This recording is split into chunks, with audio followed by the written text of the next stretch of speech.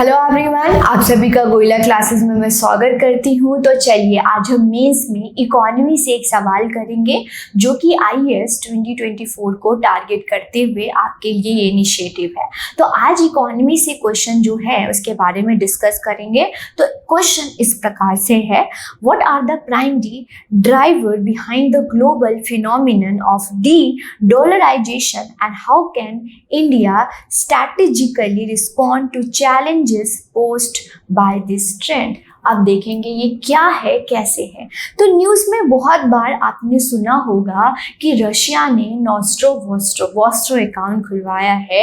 ये क्या है, राइट? वॉस्ट्रो अकाउंट, या फिर आप देखेंगे यूएई ने साइन किया है कि लोकल करेंसी को प्रमोट करना है। ये सब आप न्यूज़ में बहुत बार सुनते होंगे। और अगर पूरे ईयर की बात करें तो हमारा क्या है, वॉस्ट्रो अकाउंट, कि वॉस्ट्रो अकाउंट खुल गया रशिया के साथ, आपने देखा होगा, जो कि रिसेंटली न्यूज़ में बहुत देखने को मिला होगा और ये ट्रेंड में है और क्वेश्चन आने के चांसेस हो सकते हैं। तो सबसे पहले आपसे पूछा गया डी-डॉलराइजेशन क्या होता है। डी-डॉलराइजेशन क्या होता है इसका मतलब लिखेंगे, फिर हम बहुत सारे इसके चैलेंजेस, फैक्टर लिखेंगे और इंडिया के लिए कैसे ये फायदेमंद है ये भी देखेंगे। चलिए देखते हैं।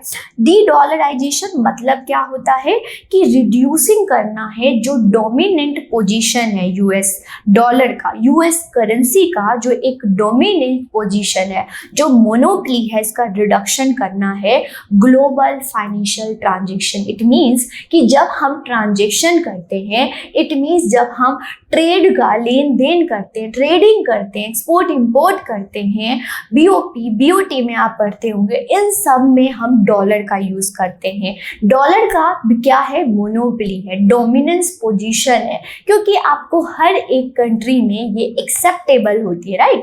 आप कहीं भी जाते हैं तो आपके मन में, आपके जहन में क्या आता है कि सबसे पहले अपनी करेंसी को डॉलर में चेंज करो, तभी कहीं जा सकते हो, अदरवाइज नहीं, क्योंकि डॉलर जो है पूरी कंट्री में एक्सेप्टेबल है। अब मान लीजिए ऐसा सिनेरियो होगा जहां पे डॉलर की जो करेंसी कन्वर्ट करते हैं वो ना करना पड़े, राइट? हमारी जो रुपीज है वही सब जगह एक्सेप्टेबल हो तो कितना अच्छा होगा। तो इसी अच्छे को लेने के लिए ये डी-डॉलराइजेशन, मतलब जो डोमिनेंट पोजीशन है उसको रिड्यूस करना है फाइनेंशियल ट्रांजैक्शन में, ये बोला गया है, राइट? तो ये रिसेंट ईयर में बहुत देखने को मिला है कि हमने अब क्या करना है, सारी कंट्री अपनी डाइवर्सिफाई कर रही है, मतलब कि मल्टीपल करेंसी में क्या कर रही है, ट्रेडिंग कर रही है, ट्रांजैक्शन कर रही हैं और डिपेंडेंट ऑन यूएस डॉलर को कम कर रही हैं।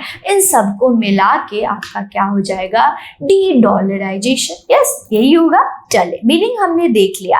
अब क्या फैक्टर है, राइट, ड्राइविंग डी-डॉलराइजेशन, राइट? क्या कारण है कि हम क्या कर रहे हैं, डॉलर को एक सब्स्टिट्यूट गुड्स, मान लो सब्स्टिट्यूट कर रहे हैं सारी डोमेस्टिक करेंसी में। तो सब्स्टिट्यूशन क्यों आया है? मेनली पहला है जियो पॉलिटिकल टेंशन। आप देखेंगे रशिया, चाइना, यूएसए में क्या हो रहा है, कॉन्फ्लिक्ट हो रहा है। अब ऑब्वियस है रशिया और जो है चाइना, उनके पास डॉलर नहीं होगा तो एक दूसरे से ट्रेड कैसे करें, किसी और कंट्री से क्यों करेंगे? तो ग्लोबली देखें, अगर हम देखें तो यहाँ पे क्या हो रहा है, टेंशन की वजह से जो रिड्यूस कर रहे हैं reliant on US dollar, US China Russia को आपता ही, रशिया यूक्रेन वॉर आप देख रहे हैं, ये जो ग्लोबल टेंशन बढ़ रही है इसका एक फैक्टर है डी-डॉलराइजेशन करने का। ओके, ये है यूएस इकोनॉमी पॉलिसी। अगर यूएस इकोनॉमी पॉलिसी की बात करें तो मॉनेटरी पॉलिसी, अगर देखोगे इन्फ्लेशन को रोकने के लिए तो यूएस गवर्नमेंट जो है, यूएस सेंट्रल बैंक और यूएस गवर्नमेंट ने क्या किया, tight monetary policy. Tight monetary policy क्या होता है, जहां पे रेट ऑफ इंटरेस्ट बढ़ा देते हैं और जहां पे रेट ऑफ इंटरेस्ट बढ़ जाएगा वहां पे एफडीआई नहीं आएगा। तो क्या हुआ है, जब tight monetary policy US federal reserve के द्वारा, जो सेंट्रल गवर्नमेंट के द्वारा लगाया गया, जिससे इन्वेस्टमेंट जो जो FDI है वो क्या हो गई है, कम हो गई, जिससे ग्लोबल इकोनॉमी ग्रोथ रुक जाएगी। ये भी कारण है कि हम डॉलर का क्या कर रहे हैं, डी डॉलराइजेशन कर रहे हैं। फिर थर्ड फैक्टर देखते हैं, रिस्क ऑफ फाइनेंशियल क्राइसिस। मान लीजिए आज जो US इकोनॉमी है बहुत ग्रोथ कर रही है, कल को देखा है फ्यूचर बहुत अनसर्टेन है, कल को अगर मान ले कि US में क्राइसिस आ जाता है तो कहाँ से आप डॉलर लेके आएंगे, और इसका इफेक्ट कास्केडिंग इफेक्ट होगा। मतलब US में अगर कोई प्रॉब्लम फाइनेंशियल क्राइसिस आ जाता है तो पूरे वर्ल्ड में कास्केडिंग इफेक्ट होगा, इसका इफेक्ट पड़ेगा, रेपरकेशन इफेक्ट पड़ेगा, बहुत क्या हो गए इफेक्ट हो सकता है अगर रिस्क ऑफ फाइनेंशियल क्राइसिस पूरे इकोनॉमी में, पूरे कंट्री की इकोनॉमी में क्राइसिस बढ़ सकती है बोला गया है। फिर इमर्जिंग इकोनॉमी, अगर हम बात करें इंडिया, चाइना, रशिया, जैसे कि मैंने आपको अभी रिसेंटली न्यूज़ में भी दिखाया, ये सारी कंट्री क्या है, ये डोमेस्टिक करेंसी में एक्सपोर्ट इंपोर्ट मतलब ट्रांजेक्शन करना चाहते हैं। तो ये सारी क्या कर रही हैं, एक दूसरे की। अब बोल रहे हैं कि आपके कंट्री में हम आएंगे तो आपने हमारी करेंसी को एक्सेप्ट करना है, और आप हमारी कंट्री में आएंगे तो हम आपकी करेंसी को क्या करेंगे, एक्सेप्ट करेंगे। तो ये चीज़ क्या हो जाएगा, यहाँ पे डॉलर की क्या होगी, कम हो गई यूज़, और डॉलर की यूज़ कम हो गई, इट मीन्स आफ्टर इफेक्ट इसका कॉन्सिक्वेंस क्या होगा, डी डॉलराइजेशन। तो ये सारे हमने फैक्टर देखे। एक और फैक्टर देखिए, ऑल्टरनेटिव करेंसी। अब ये नहीं होना चाहिए कि एक करेंसी की मोनोपोली होनी चाहिए। अगर मोनोपोली होगी तो आप देखते ही हैं दिन ब दिन कितनी वैल्यू उसकी होती है, रीवैल्यूएशन होती रहती है आपकी डॉलर की। तो ऑल्टरनेटिव करेंसी भी एमर्ज होनी चाहिए, इसकी वजह से जो डी डॉलराइजेशन देखने को मिल सकता है। तो अगर आपसे पूछा जाए फैक्टर इफेक्टिंग डी डॉलराइजेशन, तो ये सारे कारण हैं जिसकी वजह से डॉलर की जो डोमिनेंट पोजीशन है उसको हम खत्म कर रहे हैं, उसकी डिपेंडेंसी हम क्या कर रहे हैं, खत्म कर रहे हैं। ये सारे कारण हैं। बट कारण तो है लेकिन बहुत सारे चैलेंजेस हैं। क्या ऐसे हो जाएगा जितने इतनी मोनोपोली अपनी मार्केट को कैप्चर कर रखा, राइट, इकोनॉमी में हम पढ़ते होंगे, जिसने अपनी कैप्चर कर रखी है इतने वर्ल्ड इकोनॉमी में, क्या उसको आसानी से आप हटा सकते हैं? नो। तो ये सारे चुनौतियां हैं जो कि हम देखेंगे। सबसे पहले लिमिटेड कन्वर्टिबिलिटी, कन्वर्ट करना इजी नहीं है स्टूडेंट। एक कारण मैं आपको बताती हूँ, जो है हमने क्या बोला कि रशिया से हम डोमेस्टिक करेंसी में क्या करेंगे, ट्रांजैक्शन करेंगे, लेकिन रशिया से हम इंपोर्ट तो करते हैं, रशिया हमसे एक्सपोर्ट बहुत कम करता है। तो यहाँ पे आ गई प्रॉब्लम, राइट।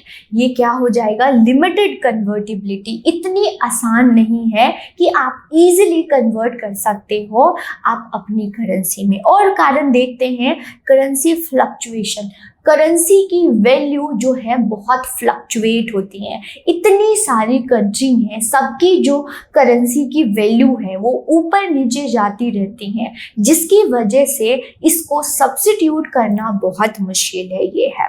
फिर limited use in international trade, अभी आप बात करेंगे तो लिमिटेड यूज है ऑल्टरनेटिव करेंसी की, जैसे कि रशिया की बात करें, राइट। अब ये डील हमने सोचा था रशिया के साथ कि हम ये करेंगे, वही UAE के साथ तो सही रहा क्योंकि हम एक्सपोर्ट करते हैं तो वहाँ से इंपोर्ट भी करते हैं, चलेगा, लेकिन रशिया के साथ प्रॉब्लम हो गई, राइट। तो यहाँ पे limited use of international trade, यहाँ पे ट्रेड का यूज अभी कम होगी ऑल्टरनेटिव करेंसी की, ये बोला गया। डिपेंडेंट ऑन डॉलर, बहुत सारी कंट्री ऐसी हैं जो कि डिपेंडेंट हैं डॉलर पे, क्या वो इजीली सब्स्टिट्यूट कर पाएंगे? एग्जाम्पल के तौर पे हम आपको बताते हैं जिम्बाब्वे। जिम्बाब्वे ऐसी कंट्री है जिसने डॉलर की अपनी करेंसी बना रखी है, तो क्या वो चेंज हो जाएगा? नहीं। तो ये प्रॉब्लम है, डिपेंडेंट हो जाएगी। अब देखेंगे इंडिया के लिए चैलेंजेस था, फैक्टर देख लिया। अब इंडिया के लिए क्या फायदेमंद, इंडिया का रिस्पॉन्स क्या है टू डी डॉलराइजेशन? यहाँ पे डाइवर्सिफाई रिजर्व्स, हम सिर्फ डॉलर। अब वो भी वक्त था जब 1991 में हमारे पास डॉलर नहीं था। अगर अभी की सिनेरियो होगी तो हम क्या करेंगे, यूएई से हम क्या करेंगे, चेंज कर सकते हैं। वहाँ पे हमारी क्राइसिस आने वाली थी इकोनॉमी में। अगर अभी देखोगे तो अभी क्या होगा, हम अपनी लोकल करेंसी में ऑयल अच्छे से इंपोर्ट कर सकते हैं हम, राइट। तो ये चीज़ हो जाती है। तो यहाँ पे डाइवर्सिफाई रिजर्व, हमारी जो फॉरेन रिजर्व्स है, सिर्फ मोनोपली, हमारे रिजर्व में सिर्फ मोनोपली डॉलर की नहीं होगी और सारी करेंसी की होगी, रूबल की होगी, राइट, द्रहम की होगी ये चीज़। फिर प्रमोट लोकल करेंसी ट्रेड, हम क्या करेंगे, प्रमोट करेंगे लोकल करेंसी की ट्रेड में, मतलब इसमें हमारी मार्केट बेस हमेशा इंक्रीज। अब क्या है, हमारे पास लिमिटेड क्या है, डॉलर है, तो हम उतने ही इंपोर्ट एक्सपोर्ट कर सकते हैं। जब आप लोकल करेंसी में ट्रेड करोगे तो आपका मार्केट बेस क्या होगा, इंक्रीज होगा। आप ज़्यादा अमाउंट में क्या कर सकते हो, एक्सपोर्ट इंपोर्ट कर सकते हो, ये भी हो सकता है। Very important, enhance economy ties, हम बहुत सारे कंट्री में एक्सप्लोर कर सकते हैं। अब मान लो कि कोई इजीली, किसी के पास इतनी डॉलर नहीं है तो अपनी करेंसी में हमारे कंट्री में आ सकता है, हमारी कंट्री में एफडीआई फ्लो हो सकता है, राइट, ऐसा ही होगा। तो जिससे हमारी इकोनॉमिक क्या होगा, ट्रेडिंग पार्टनर बनेंगे, और पार्टनर बनेंगे तो हमारी इकोनॉमी डेवलप्ड होगी, एफडीआई आएगा, एफपीआई आएगा, क्योंकि यहाँ पे रिस्ट्रिक्टेड जो डॉलर का था वो खत्म हो रहा है। सब अपनी करेंसी में क्या करेंगे, इंपोर्ट एक्सपोर्ट। अब यूएई है, इसके साथ हमारी पार्टनर, जो कि मैंने आपको न्यूज़ में बताया, उसके साथ हमने किया और इससे हमारा डील भी होगा। रशिया के साथ इतना नहीं हुआ, लेकिन यूएई के साथ हो सकता है, ये चीज़ है, राइट। अब लास्ट में हम कंक्लूजन एक और चीज़ लिखेंगे आप, हमारी लॉन्ग टर्म में ये देखा जाएगा कि हमारी रुपीस भी एज अ इंटरनेशनल करेंसी क्या हो सकती है, अमर्ज हो सकती है, राइट, ये भी लिखेंगे आप। लास्ट में कंक्लूड करते होंगे कि हम डी डॉलराइजेशन करेंगे, इससे फाइनेंशियल जो है ग्लोबल फाइनेंशियल रीशेप होगा, राइट, ये रीशेप होगा, प्रमोट होगा, मार्केट बेस इंक्रीज होगी, ट्रेडिंग पार्टनर्स बनेंगे, ये सारे आप कंक्लूड कर सकते हैं। है चैलेंजेस, लेकिन लॉन्ग टर्म में, शॉर्ट टर्म में है फ्लक्चुएशंस होंगी, लेकिन लॉन्ग टर्म में बात करें तो ये प्रमोट एमर्जिंग कंट्री बनेगी, राइट, फाइनेंशियल स्टेबिलिटी होगी, कल को क्या होगा, डिपेंडेंसी कम हो जाएगी डॉलर पे, राइट। तो ये सब था, वो टेंशन खत्म हो जाएगा कि जाना है, अरे डॉलर को हमने कन्वर्ट किया नहीं, ये चीज़ खत्म हो जाएगी। जहाँ भी जाएंगे लोकल करेंसी, हमारी रुपीस चलेगी, राइट, ये हो जाता है। तो स्टूडेंट, आज हमने देखा ये मीन्स ये जो है सिलसिला जारी रहेगा। आप लोगों के लिए एनसीईआरटी की इनिशिएटिव लाई गई है गोयला क्लासेस की तरफ से, जो कि बहुत मिनिमम प्राइस है, 2999 में है। इसको आप ले सकते हैं, बाय कर सकते हैं। बिल्कुल बेस आपको इससे स्ट्रांग होगा। आप कोई भी, आपका फ्रूट आएगा कब, जब आपका बेस स्ट्रांग होगा, राइट, रूट स्ट्रांग होगा, और वो एकमात्र कारण है एनसीईआरटी, उसको अच्छे से पढ़े। आज के लिए इतना ही, फिर मिलेंगे नए क्वेश्चन के साथ। इकोनॉमी को सिंपल वे से पढ़िए मेरे साथ। आप सभी का धन्यवाद। नेक्स्ट लेक्चर में मिलते हैं।